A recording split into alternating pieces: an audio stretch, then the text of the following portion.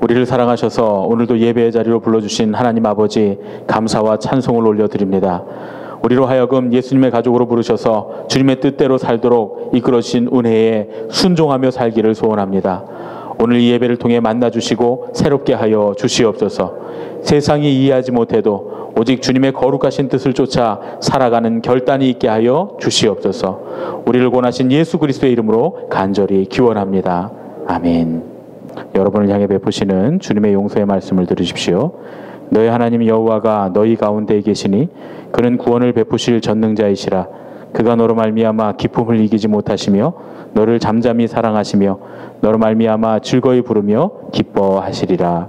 아멘. 오늘 우리에게 주신 하나님 말씀은 마태복음 13장 31절로 33절 말씀입니다. 신약성경 마태복음 13장 31절로 33절 말씀 찾으셨으면 우리 다 같이 한 목소리로 함께 받들어 읽겠습니다.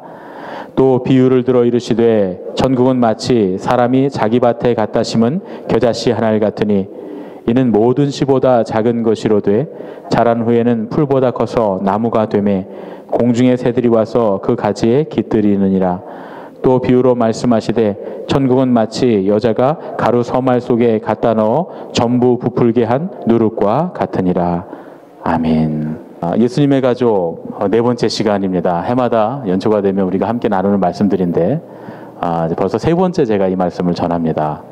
여러분들 아마 내용도 다 기억하실 텐데 근데 물어보면 또 모르시더라고요. 그래서 제가 한 10년은 해도 괜찮지 않을까 생각은 드는데 네 번째 시간 세상이 이해 못하는 인생 그런 제목으로 함께 말씀을 나누려고 합니다. 어떤 선생님이 학생들에게 이런 문제를 냈습니다. 부부가 바다 위에서 배를 타고 나가다가 위험에 부딪혔다. 남편이 부인을 버려두고 혼자 도망쳤을 때 부인이 마지막에 남편에게 한 말은 무엇일까? 예, 부부가 함께 배를 타고 가다가 배가 침몰할 위기에 닥쳤습니다. 그런데 둘이 함께 탈출한 게 아니라 남편이 아내를 버려두고 자기 혼자만 탈출을 합니다. 그때 그 부인이 아내가 그 남편에게 뭐라고 얘기했을까요? 애들이 막 웃고 난리가 났습니다. 애들이 막 대답하면서 나쁜 놈! 막 이렇게 욕을 하고 또 저렇게 나쁜 인간이랑 내가 결혼을 했다니 뭐 이러면서 비난을 하고 막 웅성웅성 애들이 즐겁게 떠듭니다. 그런데 이렇게 애들이 웅성웅성 즐겁게 떠드는데 구석에 한 학생이 한마디도 안 하고 굉장히 심각한 얼굴로 앉아 있는 거예요. 그래서 선생님이 그 학생에게 물어봅니다. 너는 뭐라고 한 것 같으냐? 물어봤더니 그 친구가 이렇게 대답했다는 거예요. 선생님, 제가 생각했을 때 부인은 아마 이렇게 말했을 것 같습니다. 여보, 우리 아이들 잘 부탁해요. 그래서 선생님이 깜짝 놀라서 물었습니다. 아니, 어떻게 그런 생각을 했니? 제 어머니께서 돌아가실 때 아버지한테 그렇게 말씀하셨거든요. 예. 세상에서 선과 악이라고 하는 건 어떤 때는 굉장히 복잡하게 얽혀 있어서 우리가 쉽게 판단하기가 참 어려운 일입니다. 그냥 눈에 보이는 대로만 판단해서는 절대 안 됩니다. 눈에 보이는 대로만 보고서 이랬을 것이다 하고 생각해서는 안 된다, 그런 얘기죠. 만약에 이 남편이 이렇게 혼자 살아남아서 아이들을 돌보고 보살폈다면 아마 평생 그 악성 루머, 잘못된 비난에 고생하고 힘들어했을 것 같다는 생각이 듭니다. 부인만 남겨두고 혼자 살아왔다고 말이죠. 아마 그 상황에 처해 있으면 둘이 함께 살 수 없는 그런 상황 가운데 어쨌든 그 절체절명의 순간에서 한 사람이라도 살아남아야 될 때 그때 길을 쓰고 남편이 살아남아야 되겠죠. 그리고 부인도 남편이 살아남도록 도왔을 거 아니겠는가. 왜냐하면 아이들을 돌볼 사람이 필요하잖아요. 아마 그렇지 않았겠는가 그런 생각이 듭니다. 그런 상황에서는 어쩔 수 없이 선택해야 되고 그리고 눈에 보이는 대로가 아니라 그 안에 숨겨진 어떤 뜻이 있었을 거다 생각해 볼 수가 있습니다. 그럼에도 불구하고 우리는 외양만 보고 판단합니다. 분명히 부인이 남편을 욕했겠지. 그 아내가 남편에게 실망스러운 말을 했겠지. 그렇지 않았을 수도 있다, 그런 얘기죠. 그래서 눈에 보이는 대로만 판단하거나 혹은 눈에 보이는 대로만 판단해서 쉽게 말해서는 안 된다, 그런 얘기입니다. 사람들은 잘 모르면 오해하는 경우가 있습니다. 우리가 잘 모르니까 그래서 오해하는 경우가 많은데 그냥 오해만 하면 괜찮은데 오해하고 잘 모르니까 무서워합니다. 그 무서워하고 미워합니다. 사람들은 자기 자신과 다른 것 혹은 자기가 잘 알지 못하는 것에 대해서는 두려워하고 혐오하고 증오하는 경향이 있다, 그런 얘기죠. 그래서 우리가 잘 모르는 사람들에 대해서 때로는 오해하고 미워하고 혐오하기까지 할 수가 있다. 그런 얘기죠. 종교가 다르다거나 문화가 다르다거나 혹은 살고 있는 삶의 자리가 달라서 그 사람의 행동이 다르게 나올 수 있는데 그런 것들을 이해하려고 하지 않고 그냥 미워하기만 하는 경우가 많이 있습니다. 그런데 그런 이유로 사실 믿음의 사람들도 교회도 오랫동안 미움을 당하고 박해를 받아왔습니다.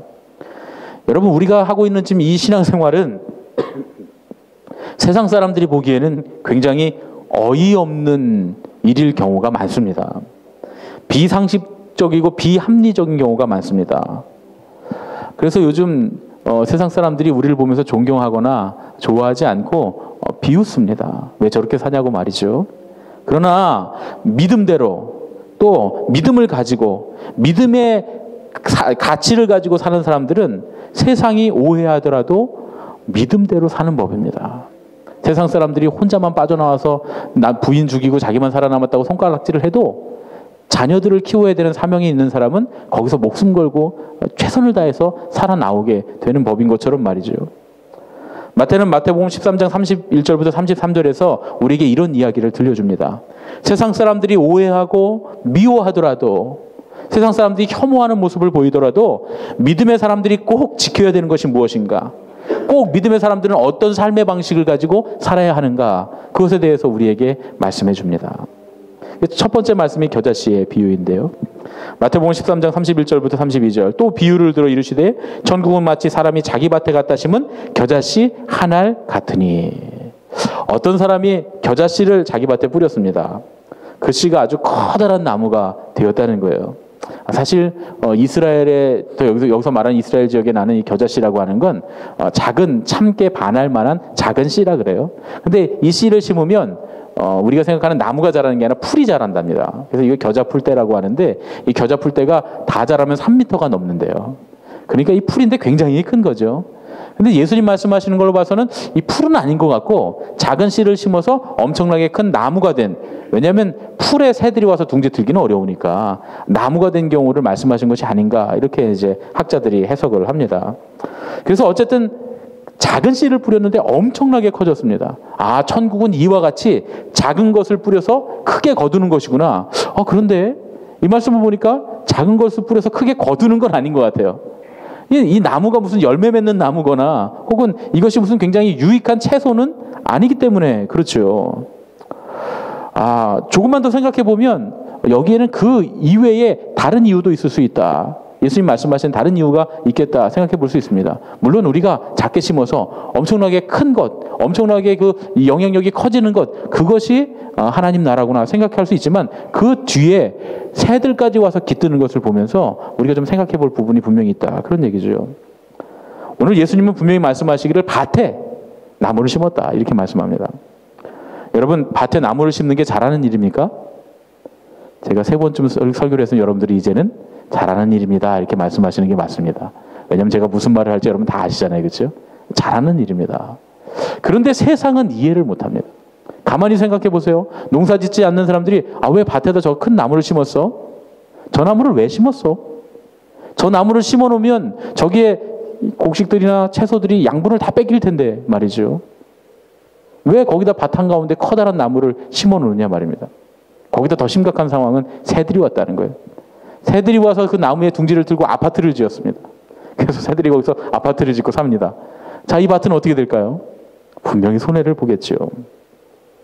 나무만 심어도 땅의 수분과 양분을 다 뺏겨서 곡식과 채소가 잘 안 자랄 판에 거기 새들까지 와서 이제 곡식과 이제 채소들이 안 남아날 그런 상황이 오게 됐습니다. 이거 심각한 문제죠. 그런데 이 겨자씨가 천국이라는 거예요. 기가 막힌 얘기입니다. 왜 나무를 심을까? 사진이 있습니다. 사진 하나 보여주시죠. 제가 찍어온 사진인데 원래는 더 큰 사진인데 제가 좀 나무를 좀 잘 보이게 하려고 조금 클로즈업을 해놨습니다. 제가 정선에 있는 친구 목사님 그 교회에 갔다가 그 교회가 이렇게 언덕 위에 있거든요. 정선의 광학교회라고. 그 언덕 위에서 삥 둘러보면 삥 둘러 다 저렇게 밭이에요. 저 밭이 지금 조그매 보이지만 엄청나게 큰 밭입니다. 그리고 저만큼만인 게 아니라 저거 한 4-5배 정도 되는 밭이 쭉 펼쳐져 있어요.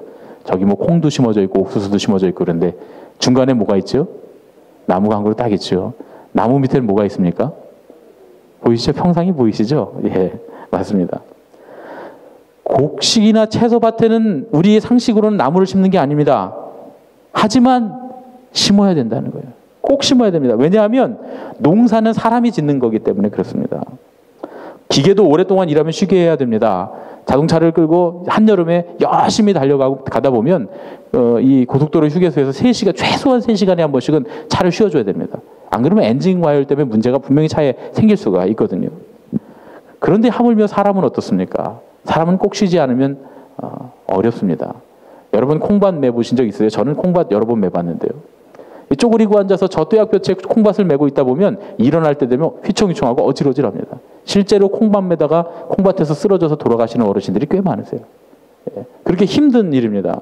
저런 뙤약볕 가운데서 일을 하는데 저게 쉬지 않고 가능하겠냔 말이죠. 요즘은 기계로 농사를 지어도 저렇게 밭에 나무 서 있는 거 심심치 않게 볼 수 있습니다. 그리고 거기 보니까 평상까지 만들어져 있고 장판으로 아주 멋있게 만들어 놨습니다.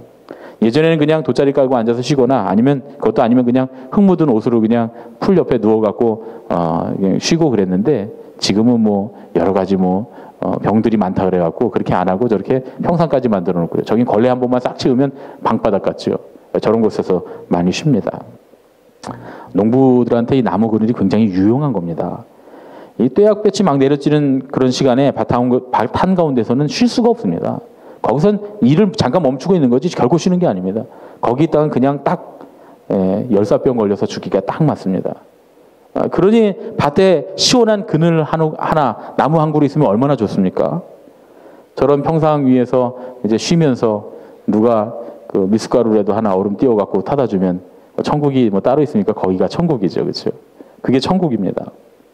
농사는 사람이 짓는 거죠. 그게 사람이 쓰러지면 농사는 끝나는 겁니다. 그런데 농부들은 그 사실을 너무나 잘 알고 있어요. 그래서 농사철이 되면 특별히 몸조심을 합니다. 좋은 것도 먹고 말이죠.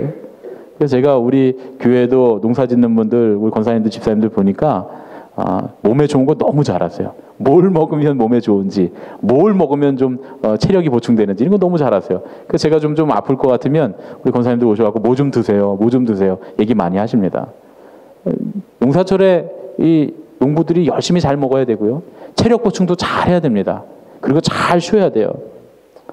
왜냐하면 제때 농사라고 하는 건 그때 딱 그 일을 해야 되거든요. 그때 그 일을 딱 안 해두면 나중에 농사가 걷잡을 수 없이 어려움을 겪게 됩니다. 그렇기 때문에 논이든 밭이든 사람이 일하는 곳에는 저렇게 꼭 나무 한 그루가 있어서 적절한 쉼을 가져야 된다. 그런 얘기죠. 그게 바로 천국이라는 거예요. 예수님은 그게 바로 하나님 나라라는 거예요. 하나님의 나라는 밭에 심은 겨자나무 씨앗과 같다. 이렇게 우리에게 예수님께서 말씀하십니다.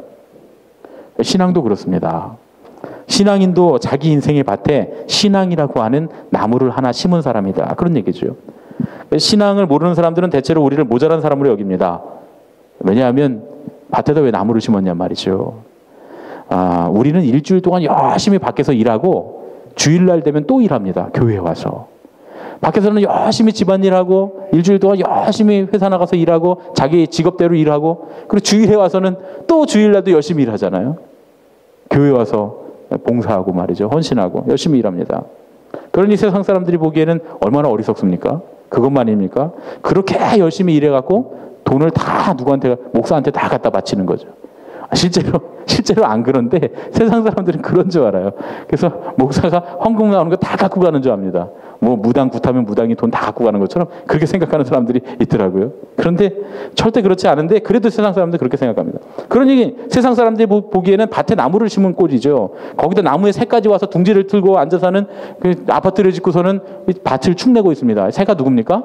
목사, 전도사, 그 다음에 우리 인도자들, 여성교회, 남성교회 회장들 생각해 보세요. 목사는 맨날 교회에서 헌금하라 그러지. 그런 것 같아요, 그렇죠? 헌금하라는 설교 한 번도 안 해도 꼭 목사가 헌금하라는 것 같아요. 오늘 설교도 잘 들으면 헌금하라는 것 같아요. 그렇게 들을 수 있습니다. 그런 얘기 아니라도. 그게 다 돈 거두려고 한단 말이죠. 세상 사람들 입장에서는 자기들이 그런 얘기를 할 때는 돈 벌려고 하는 거니까 교회도 그렇게 얘기하는 줄 압니다. 남성교회, 여성교회 회장도 맨날 보면 회비내라 그러잖아요. 회비내라고. 맨날 돈 걷어요. 속회 가보세요. 속회에서 속장들이 맨날 돈 내라 그러잖아요. 막 헌금 봉투 같은 거 돌리면서 막 얼마씩 내라고 말이죠. 막. 그러니 딱 새들 아닙니까? 밭에 와서 새들이 그냥 잔뜩 앉아 있어요. 원래 다 그 새들이 있는 유익이 있습니다. 밭에도 새들이 있어서 유익인 경우가 있죠. 그래서 세상 사람들은 전혀 모릅니다. 그래서 우리를 향해서 조롱하고 비웃고 한심하다고 말합니다. 그런데 더 중요한 게 있다는 걸 모르는 거예요. 그럼에도 불구하고 그 대가를 지불하고도 그럼에도 불구하고 그 대가를 지불해야 되는 이유가 거기 있다 하는 거죠. 세상 사람들은 전혀 모릅니다. 육신에도 쉼이 필요한 것처럼 우리의 영혼에도 쉼이 필요하다는 사실. 그걸 모른다 그런 얘기죠. 어거스틴이 고백록에서 유명한 말을 합니다. 우리는 하나님과 함께 살도록 창조되었기 때문에 하나님께로 돌아가기 전까지는 우리 삶에 참된 평안은 없습니다. 하나님과 함께 살도록 우리를 창조하셨기에 우리가 하나님 안에 있을 때에만 우리는 평안을 얻을 수 있습니다. 우리의 쉼이 어디에 있다고요? 하나님 안에 들어갈 때만. 그래서 우리는 지치고 피곤하고 문제가 너무나 많아서 힘겨운 우리의 삶 한가운데서 신앙의 나무 한 그루, 주님께로 돌아와 주님의 품에서 푹 쉬어야 된다 그런 얘기죠. 정확히 말하면 우리의 영혼이 주님을 만나 안식을 얻는 과정입니다. 이 안식이야말로 평안의 결정체다 그런 얘기입니다. 여러분 편안한 게 꼭 평안한 건 아닙니다. 집에 누워서 편안하게 쉰다고 해서 마음과 영혼의 평안이 오는 건 아니에요. 수백만 원짜리 편안한 침대, 뭐 침대가 과학입니다. 뭐 그런 거. 아니면 뭐 옆에서 누가 쿵쿵 뛰어도 모르고 잠자는 그런 좋은 침대. 수백만 원짜리 그런 침대에 누웠다고 해도 마음의 평안이 없으면 잠을 못 이루는 겁니다. 여러분 우리 언제 잠자리가 불편해서 잠을 못 잤습니까? 마음이 불편해서 잠을 못 자지. 여러분은 잠자리가 불편해서 잠을 잘 못 주무십니까? 마음이 불편해서 잠을 못 자는 거예요. 우리의 영혼이 불편하면 결코 평안은 없다 그런 얘기입니다. 반대로 총알이 빗발치는 전쟁터에서도 그 마음에 믿는 구석이 있어요. 평안이 있다면 우리는 그 전쟁터에서도 코를 골면서 편안하게 잘 수 있는 겁니다. 그래서 예수님의 가족이라면 우리의 인생의 밭에 신앙의 나무 한 그루를 꼭 심어야 됩니다. 세상 사람들은 어이없다 그래요. 그래도 우리는 그 나무를 심습니다. 나무 그늘의 유익을 잘 알기 때문에 그렇습니다. 여러분 열심히 달려갔는데 정말 죽기 살기로 달려가서 여러 가지 많은 것들을 이뤄놨는데 가보니 거기가 아니면 어떡합니까? 예전에 그런 농담이 있었잖아요. 나폴레옹이 군인들을 끌고 가자! 그래서 산꼭대기 막 올라갔는데 산꼭대기 올라가더니 나폴레옹이 그 군인들 보면서 여기가 아닌가 보다. 내려가자. 내려왔다는 거예요. 그 막 저기다! 그래서 옆에 산꼭대기 막 올라갔다는 거예요. 꼭대기 딱 올라가서 나폴레옹이 이렇게 보더니 얘들아 아까 거기가 맞는가 보다. 그리고 다시 내려갔더라는 거예요. 그럼 뭐 그런 우스갯소리 있지 않았습니까?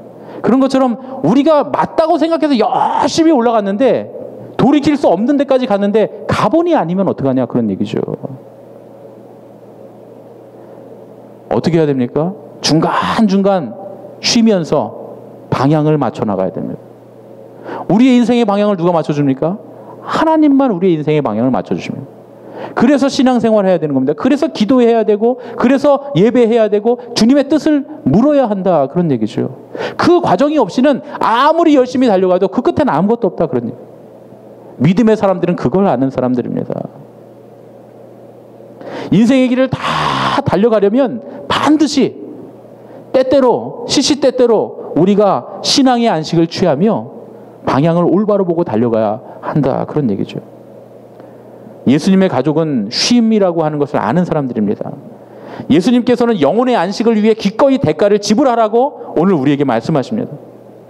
대가를 지불해야 됩니다.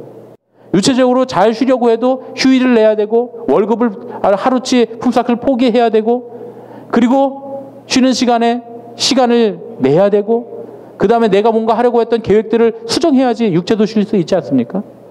마음을 쉬려면 어떻게 해야 됩니까? 마음을 쉬려면 하다못해 영화라도 한 편 봐야 되고 여행이라도 가야 되고 또 좋은 사람들을 모아서 만나야 되고 그러려면 커피라도 한잔 해야 되고 우리가 대가를 충분히 지불합니다. 그런데 가장 중요한 우리의 영혼의 쉼에는 있는지도 알지 못할 뿐만 아니라 대가를 지불하려고 하지 않는다 그런 얘기죠. 여러분 신앙이라고 하는 대가를 반드시 지불해야 됩니다. 예수님 뭐라고 말씀하십니까? 인생의 밭에 신앙이라고 하는 대가를 지불하라는 거예요. 시간을 내고 물질을 사용하고 열정을 사용하고 그리고 관심을 갖고 열심히 필요한 만큼 충분히 영혼의 안식인 신앙생활을 위해서 기꺼이 대가를 지불할 줄 아는 사람이야말로 진정한 예수님의 가족이라고 오늘 예수님께서 우리에게 말씀하십니다. 여러분, 영혼의 쉼을 위해서, 신앙을 위해서 기꺼이 대가를 지불할 줄 아는 예수님의 가족이 되시기를 축원합니다. 두 번째로는 누룩의 비유입니다. 세상 사람들이 우리를 보면서 어이없어 해야 하는 일은 비단 이 신앙생활 그 자체만은 아니다, 그런 얘기죠. 우리의 생활 습관이나 우리의 가치관에도 세상 사람들이 정말 너무나 황당해하고 너무나 놀랄 만한 그런 일들이 일어나야 됩니다. 제가 여기서 일어나야 된다고 하는 얘기는 아직 일어나지 않고 있다는 말이고 이게 잘 안 일어나는 일이라고 드리는 말씀입니다. 한국교회가 그걸 많이 잃어버렸습니다. 오히려 요즘 우리가 사는 세상살이의 삶의 방식이 세상 사람들만 못한 경우가 많습니다. 믿음의 사람들이 더 악랄하고 믿음의 사람들이 더 이해타산적이고 믿음의 사람들이 더 계산적이고 더 이기적인 경우가 많습니다. 그래서 세상 사람들이 말합니다. 예수 믿는 사람들은 이기적이어서 그 사람들과는 같이 교제를 못하겠다 말이죠. 이게 아주 기가 막힌 얘기입니다. 제발 교회 밖의 사람들이 우리를 보면서 깜짝 놀랄 만한 일들이 많이 생겼으면 좋겠습니다. 지금 일어나는 깜짝 놀랄 만한 일 말고요. 지금도 안 그래도 세상 사람들이 너무 놀라요. 아니, 저 교회가 저렇게 큰 교회를 지었어? 저 교회 사람들이 저렇게 부자야? 저 교회 사람들이 저렇게 개인주의적이고 이기적이야? 자기들밖에 몰라? 이렇게 놀라는 일들이 너무 많아요. 교회 안에 저런 비리가 있었어? 아니, 목사가 저런 짓을 해? 장로가 저런 짓을 해? 이런 일들은 세상이 너무 많이 놀라고 있는데 그런 거 말고 정반대로 말이죠. 야, 교회가 저런 곳이었어?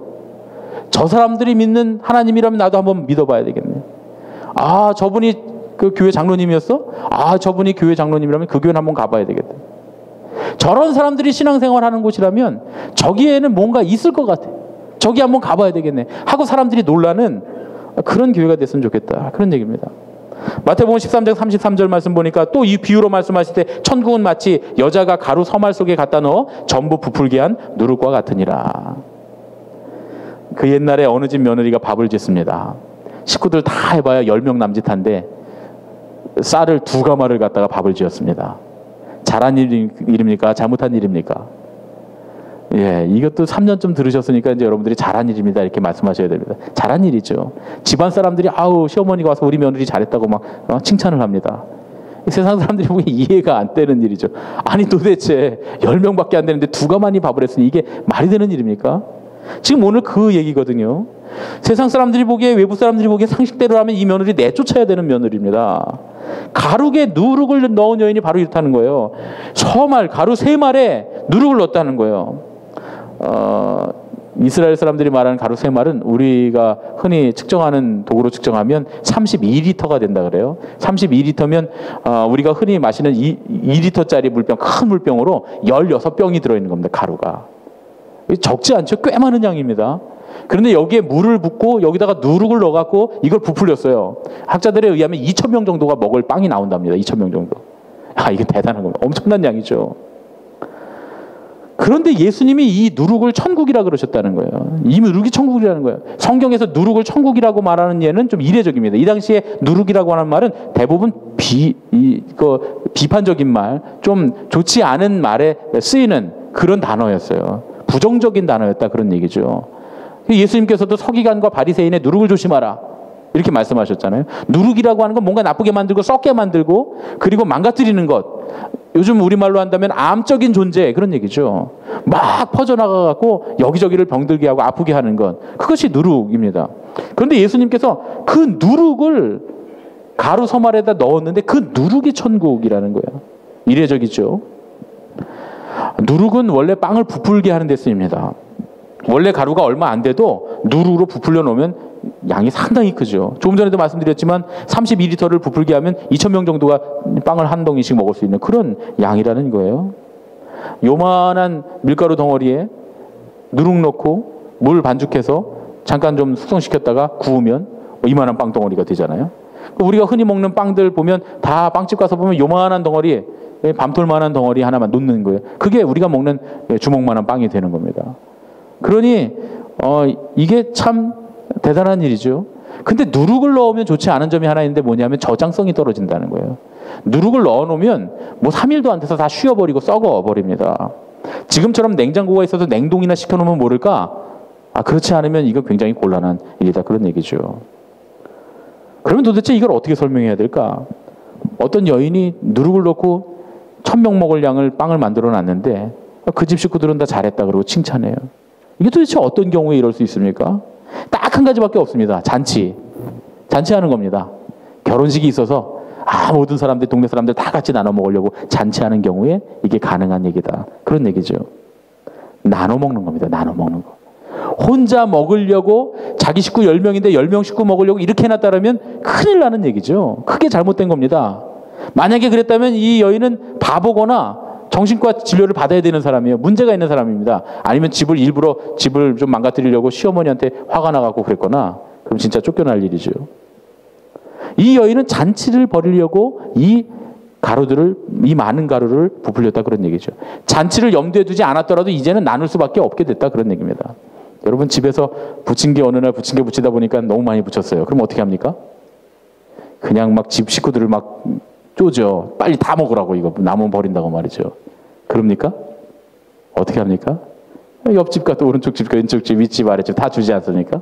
예, 그런 거랑 똑같습니다. 물론 처음부터 우리가 나누려고 밀가루를 많이 붓고서 부침개를 많이 붙이면 참 좋은 일이죠. 그렇게도 많이 합니다. 그렇죠? 일부러 하는 김에 여기저기 나눠 먹자. 그래서 그냥 밀가루 많이 부어갖고 부침개 김치도 많으니까 그냥 해먹자. 이렇게 하는 경우도 있습니다. 근데 하다가 많이 했어요. 어떻게 할 수 없어요. 그래도 나눠 먹을 수밖에 없는 거잖아요. 예수님의 말씀은 전자일까요? 후자일까요? 전자, 후자 다 해당되겠죠. 기왕이면 많이 부풀려 나눠 먹으라는 거예요. 예수님 그렇게 말씀합니다. 이제 누룩은 그녀의 삶으로 들어가서 이 여인의 삶에 들어가서 부풀려서 잔치를 벌이게 하고 나눌 수밖에 없는 극단적인 상황으로 몰아가게 됐다. 그런 얘기입니다. 그런데 천국이 이 누룩과 같다는 거예요. 천국이 그 삶에 들어온 사람은 나눌 수밖에 없어진다. 그런 얘기죠. 천국이 그 삶에 들어오면 자기 스스로 주체할 수 없습니다. 자기 스스로 혼자 다 감당할 수 없어서 그 천국이 들어와서 그 사람의 삶의 양식을, 가치관을 완전히 바꿔버리기 때문에 그래서 그 사람은 이제부터 부풀려서 나눌 수밖에 없는, 헌신하고 봉사하고 나의 시간과 나의 재물과 나의 열정과 나의 삶을 나눠줄 수밖에 없는 그런 사람이 된다. 그런 얘기입니다. 그래서 기독교 신앙이 들어온 이래 기독교 역사 2000년의 역사 가운데 그토록 많은 부자들이 스스로 자기들의 재산을 사람들에게 나눠주고 가난해지고, 또 그토록 많은 전도 유망하던 청년들이 다 세상의 성공을 버리고 오지로 가서 사람들을 선교하고 자기의 재능과 자기가 갖고 있는 열정을 다 쏟아부어서 남을 위해 살았다. 그런 얘기입니다. 여러분 슈바이처 박사가 그 목사인 건 여러분 아시죠? 유명한 슈바이처 박사도 목사님이고 또 신학자이고 또 유명한 전도자입니다. 왜 다 버리고 갔습니까? 뭐 박사 학위가 몇 개가 있었다 그러죠. 오르간도 박사고 모두 박사고. 근데 그런 사람이 왜 아프리카 오지에 가서 죽어가는 사람들 이렇게 병 고쳐주고 그러다가 거기서 병 걸려 죽고 그러냐 말이죠. 천국이 들어오니까 주체할 수가 없었던 거예요. 나누지 않고는 이미 누룩이 우리 안에 들어와 3일만 되면 다 썩어버릴 것 같으니까 한시라도 빨리 나누지 않고는 견딜 수 없었다. 그런 얘기죠. 그래서 그들의 삶이 천국이 들어가 본질적으로 변하게 됐다. 그런 얘기입니다. 여러분 혼자 먹는 삶은 하나님이 결코 기뻐하시는 삶이 아닙니다. 진정한 예수님의 가족은 자기의 삶을 부풀려서 나누는 사람입니다. 그래서 예수님의 가족은 결코 인색한 사람이 될 수 없습니다. 다시 말하면 인색한 사람은 예수님의 가족이 아닙니다. 예수님의 가족은 자기 소유를 부풀려서 마치 3일이 지나면 썩어버릴 것 같아서 다 나누는 사람들입니다. 여러분 우리의 삶을 한번 돌아보십시오. 우리가 우리의 삶 가운데 요 며칠 사이에, 요 몇 년 사이에 누군가에게 정말 뜨거웠던 사람이었던 적이 있습니까? 사람들이 정말 감사합니다, 고마워하는 그런 사람이었던 적이 있습니까? 또 사람들이 우리를 보면서 야, 저 사람이 예수 믿는 사람이구나, 저 사람이 철원 만나 교인이구나, 저런 교회는 한번 나가봤으면 좋겠다, 저런 사람이 믿는 예수님이라면 나도 신앙을 좀 가졌으면 좋겠다. 누군가 우리의 모습을 보며 우리가 하고 있는 이 이상한 요상스러운 신앙을, 우리가 다니고 있는 이 비합리적인 교회를 우리가 믿고 있는 상식적이지 않은 예수님을 우리의 모습을 보고 인정할 수 있겠느냐, 그런 얘기입니다. 그렇게 만드는 사람이라면 그 사람은 진짜 예수님의 가족이다, 그런 얘기입니다. 결론을 맺겠습니다. 신앙이라고 하는 건 그걸 알지 못하는 사람들에게는 어이없는 삶입니다. 예수님을 믿고 하나님 나라를 사는 예수님의 가족들은 밭에 나무를 심는 사람들입니다. 세상이 이해하지 못하고 비웃는다 할지라도 정말 풍성한 추수를 위해서, 그 끝에 있는 풍성한 추수를 위해서 영혼의 안식을 누릴 줄 아는 그런 신앙의 사람들, 그 사람들이 진짜 예수님의 가족들이다, 그런 얘기입니다. 예수님의 가족이라면 자기 인생의 밭에 신앙이라고 하는 나무 한 그루를 반드시 심어야 됩니다. 그리고 신앙이라고 하는 그 나무 한 그루를 심기 위해 충분히 대가를 지불할 줄 아는 사람이어야 합니다. 유대인이 안식일을 지킨 것이 아니라 안식일이 유대인을 지켰다라고 하는 유명한 명언처럼 신앙의 그 나무 한 그루가 우리의 인생을 지켜주고 우리의 인생을 바른 길로 가게 하고 결국 풍성한 추수로 맞이하게 할 것이다, 그런 얘기입니다. 또 예수님의 가족이라면 신앙만 지키는 것이 아니라 자기의 삶을 부풀려서 이웃들과 나눠야 됩니다. 마치 오늘이 지나면 다 썩어 없어질 것처럼 여러분, 나눠야 될 이유가 있어서가 아니라 나눌 수밖에 없어서 나누는 거죠. 내가 그 사람에게 줘야 될, 그 사람이 받을 만한 이유가 있어서가 아니라 내가 줘야 될 이유가 있어서 주는 겁니다. 이거를 우리가 오해하면 안 됩니다. 그 사람이 받을 만해서 주는 게 아니라 내가 이미 내 안에 천국이 들어와 3일만 지나면 썩어 없어질 것 같다, 어쩔 수 없이 내가 그에게 주는 삶이 돼야 된다, 그런 얘기죠. 퍼주면 바닥이 드러나고 결국 거지가 되고 가난해질 것 같지만 그래도 싹싹 걷어서 퍼줘야 됩니다. 한국교회가 왜 지금 비난당하고 한국교회가 왜 밑바닥부터 썩었다고 하는 그런 이야기를 듣습니까? 왜 밑바닥부터 썩었겠어요? 쌓아놓았으니까 썩었지. 안 쌓아두면 썩을 일이 하나도 없습니다. 왜 한국교회 그 유수의 교회들이 수십만 평씩 수백만 평씩 땅을 갖고 있습니까? 왜 그 유수의 교회들이 엄청나게 의리하고 커다란 시가 수백억짜리 교회를 짓고 그 교회 성전에서, 의리의리한 성전에서 예배를 드립니까? 왜 교회가 적금을 붓고 돈을 많이 쌓아두고서 그 돈을 가지고 우리 교회가 부자라고 자랑을 합니까? 마치 교회가 돈을 많이 쌓아두고 있는 것이, 땅을 많이 갖고 있는 것이, 의리의리한 건물을 갖고 있는 것이, 그것이 마치 자랑인 것 마냥 생각하고 있는 것 자체가 예수님의 가족으로서 하나님께 기뻐하시는 일은 아니다, 그런 얘기입니다. 그래서 교회가 그렇게 쌓아두니까 밑바닥부터 썩죠. 왜냐하면 천국이 그 안에 있는데, 누룩이 있는데 어찌 안 썩겠느냐, 그런 얘기죠. 안 썩으면 더 문제입니다. 안 썩으면 누룩이 없는 거죠. 거기 천국이 없는 겁니다. 그건 교회가 아니죠. 교회가 누군가를 도울 때, 어떤 사업을 할 때, 하나님의 일을 할 때 이게 우리한테 무슨 이익이 있습니까? 라고 물으면 안 됩니다. 왜요? 우리의 이익을 위해서 하는 게 아니니까요. 하나님 나라의 유익을 위해서 하는 일이고 그들의 유익을 위해서 하는 일이고, 우리는 우리가 갖고 있는 거 빨리 안 내주면 여기서 썩어버리기 때문이죠. 어떤 분이 그런 얘기 하시더라고요. 교회에 빚이 있는 게 큰 은혜라고 말이죠. 왜냐하면 교회에 빚이 있으면 열심히 다 신앙생활 한다는 거예요. 그런데 교회의 빚을 다 갚고 교회에 돈이 생기기 시작하면 그때부터 교회 문제가 생긴다는 거예요. 예, 그래서 우리 교회는 안 쌓아두는 교회가 됐으면 좋겠습니다. 교회 빚을 다 갚아도 그래도 안 쌓아두고 계속 퍼주는 그런 교회가 됐으면 좋겠다. 그럼 또 퍼준다고 난리치는 사람들이 있습니다. 예전에 제가 그런 교회를 봤습니다. 교회 땅에 수십만 평이 있는데 그 수십만 평 있는 땅 팔아서 선교한다 그러니까 권사님들이 막 난리 났어요. 담임 목사님 멱살 잡을 기세로 막 담임 목사님 질문을 막, 그동안 우리 선조들이 얼마나 수고하고 신앙으로 쌓아온 건데 그거를 다 허비하려고 그러냐고 말이죠. 아니, 선교하는 일이 무슨 허비하는 일입니까? 당연히 써야죠. 누가 맞는지 잘 모르겠어요. 한국교회가 왜 지금 맛 잃은 소금처럼 세상에 버려져 밟히고 있습니까? 예수님 말씀하셨잖아요. 소금이 맛을 잃으면 밖에 버려져 밟힐 뿐이라고 말이죠. 지금 한국교회가 그런 모습을 갖고 있습니다. 세상 사람들이 교회가 밑바닥까지 썩었다 그럽니다. 그러면 밑바닥까지 싹싹 퍼서 내주면 됩니다. 그러면 샘물이, 그 우물 밑바닥까지 싹싹 쓸어내면, 그러면 거기서 맑은 샘물이 나오잖아요. 여러분들 우물 써보셨죠? 죄송하지만 저는 우물을 써봤습니다. 여기 우물 안 써보신 분들 계실 텐데, 저는 어려서 집이 가난해서 산중턱에 살아서 우리 우물에서 물 길어다 먹었거든요. 근데 우물이 지저분해져요. 애들이 갖다 침도 뱉고 막 뭐 돌도 집어넣고 나뭇가지도 집어넣고 물이 썩고 그러면 물맛이 이상해집니다. 그럼 동네 어른들이 다 모여갖고 우물 밑으로 내려가는 거예요. 아저씨들이 내려가갖고 삽 갖고 가서 싹싹 퍼냅니다. 막 거기 물을 싹싹 이 바가지로 다 긁어내고 우물물을 싹 퍼내고 그리고 들어가고는 그 땅에 위에 있는 흙까지 싹싹 걷어냅니다. 그러고 나면 물맛이 다시 좋아집니다. 깨끗한 물이 되는 거죠. 여러분, 교회만 그런 게 아닙니다. 개인도 마찬가지입니다. 움켜쥐고 있으면 썩습니다. 여러분이 재물을 갖고 있든지, 여러분이 뭐 시간을 갖고, 여러분이 열정을 갖고 있든지 움켜쥐고서 나 자신을만을 위해서 쓰고자 한다면 여러분 그거 다 썩어버립니다. 마땅히 가져야 할 것 이상을 가지고 있는 거 썩어버립니다. 하나님 영광을 위해서 사용하라고 주셨는데 하나님 영광을 위해서가 아니라 나를 위해서 쓰고 있다면 그것도 썩습니다. 사용하지 않으면 누룩을 넣은 가루처럼 3일 내에 다 쉰내나고 썩어버릴 겁니다. 그러나 바닥까지 싹싹 퍼내면 하나님께서 더 깨끗한 생수를 펑펑 솟아나는 우물처럼 우리의 인생에도 하나님의 은혜가, 깨끗하고 맑은 은혜가 넘쳐나게 하실 줄로 믿습니다.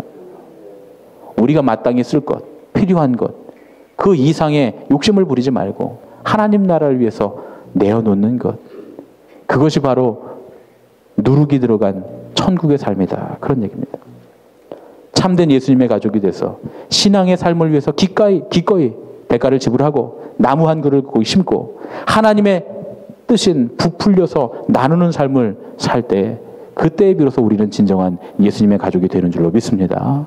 그런 은혜가 있으시기를 예수님의 이름으로 축원합니다. 사랑의 아버지 하나님, 주님의 은혜를 감사드립니다. 주님, 우리의 인생의 밭에 신앙이라고 하는 나무 한 그루를 심기 원합니다. 아버지, 우리의 삶의 방향을 점검하고 주님 안에서 참된 안식을 얻어 다시금 세상 가운데 살아가기 위하여, 또한 올바른 방향을 바라보며 달려가기 위하여, 때때로 우리가 안식하기 위하여 우리의 신앙에 투자할 수 있도록, 주님 대가를 지불할 수 있도록 인도하여 주시옵소서. 또한 우리의 삶을 부풀려 천국의 삶, 이웃과 나누는 삶을 살게 하여 주시옵소서. 그들이 받을 가치가 있어서가 아니라 주님, 우리가 당연히 마땅히 주어야 하기에 우리의 삶을 부풀려 나눌 수 있는 믿음이 되게 하여 주시옵소서. 그리하여 우리의 삶이 천국의 삶이 될 수 있도록 인도하여 주시옵소서. 이제는 우리 주 예수 그리스도의 은혜와 하나님 아버지의 지극하신 사랑과 성령님의 교통하시고 인도하심이 삶의 밭에 신앙의 나무 한 그루를 심고 그 신앙을 위하여 마땅한 대가를 지불하기 원하며, 또한 우리의 삶을 부풀려 이웃과 나눔으로 주님의 영광된 삶을 위해서 살기 원하는 예수님의 가족들 머리 위에 이제부터 영원까지 함께 하셨기만을 간절히 축원하옵나이다. 아멘.